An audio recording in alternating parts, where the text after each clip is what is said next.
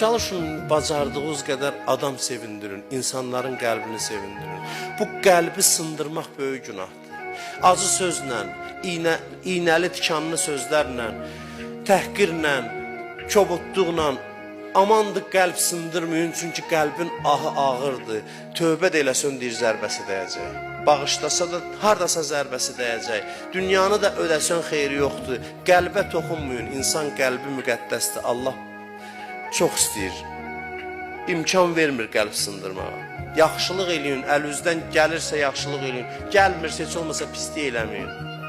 İnsanları sevindirin, şad eləyin. Buyurur ki, Allah da sizi sevindirər qiyamət günündə. Xoş adamın halına ki, cəmaat onu görəndə sevinir. Cəmaatın ümid yeridir, pənah yeridir. Dərdi olan onun qapısına qaçır. Cəmaat sizin qapınıza gələndə hacət üçün bezməyin, usanmayın. Gücünüz çatmasa da dua eləyin. Narahat olmayın ki, nə oldu elə hamı mənim üstümə qaçır. Allah səni seçib, nəsə səndə var. Allah lütf eləyib ki, cəmaatın hacəti sənin əlindən həll olunsun. Çalışaq fayda verək.